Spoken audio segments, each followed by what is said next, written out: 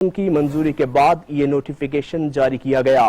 Lieutenant general Nadeem انجم نئے D G I S I تعینات۔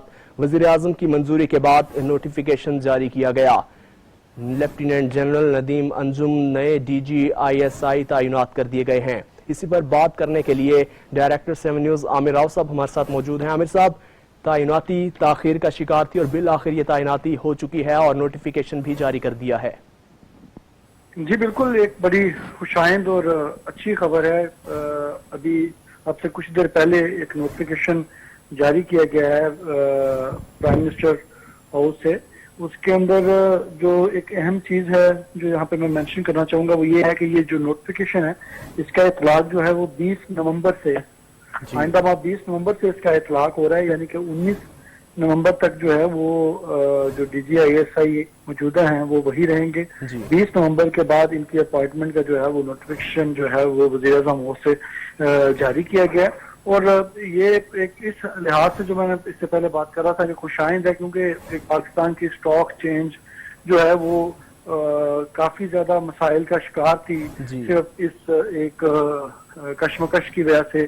جو تاجر تھے، جو انویسٹرز تھے، وہ تذبذب کا شکار تھے کہ وہ کیا کریں۔ لیکن آج اس نوٹیفیکیشن جاری، ایک ماہ پہلے نوٹیفیکیشن جاری کرنے کا جو مقصد تھا وہ بھی یہی ہے کہ جو ایک ایمبیگوٹی ہے، جو ایک کیا سرائیاں ہیں اس چیز کو لے کے، اس ایک نوٹیفیکیشن کو لے کے، ان کو دور کیا جا سکے۔ اور ایک بڑا خوشائند پاکستان کی سیاست کے لیے، پاکستان کے لیے، ریاست پاکستان کے لیے ایک خوشائند بات ہے کہ نوٹیفیکیشن جو ہے وہ جاری کر کے جو کیا سرائیاں تھی، جو ابہام تھا اداروں کا ایک پیج پہ ہونے کو، اس کو ختم کیا گیا۔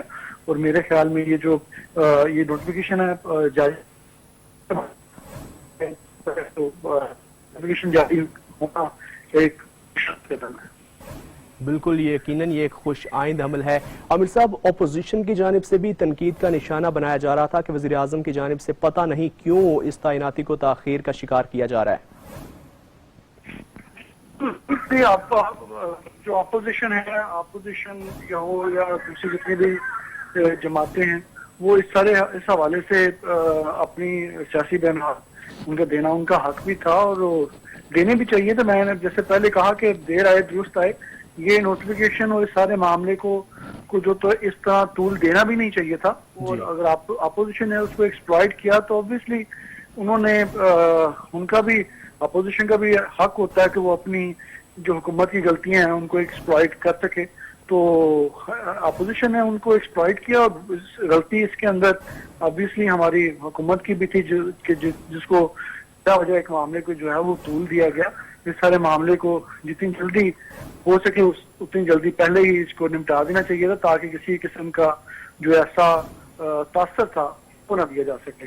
بالکل، اسے وقت پر ہی نمٹا دینا چاہیے تھا، ایسا تاثر بھی نہیں دینا چاہیے تھا۔ اپنے ناظرین کو ایک دفعہ پھر سے اپڈیٹ کرے کہ لیفٹیننٹ جنرل ندیم انجم نئے D G I S I تعینات کر دیے گئے ہیں۔ وزیر اعظم کی منظوری کے بعد یہ نوٹیفیکیشن جاری کیا گیا۔ لیفٹیننٹ جنرل ندیم انجم نئے D G I S I تعینات کر دیے گئے ہیں۔ وزیر اعظم کی منظوری کے بعد یہ نوٹیفیکیشن جاری کیا گیا۔ وزیر اعظم عمران خان کی جانب سے حتمی منظوری دی گئی، جس کے بعد یہ نوٹیفیکیشن جاری کیا گیا۔ حکومت کو تنقید کا نشانہ بنایا جا رہا تھا اپوزیشن کی جانب سے کہ کیوں تاخیر کی جا رہی ہے اس نوٹیفیکیشن میں، تو آج یہ بالآخر فیصلہ کر لیا گیا اور وزیر اعظم کی منظوری کے بعد یہ نوٹیفیکیشن بھی جاری کر دیا گیا ہے۔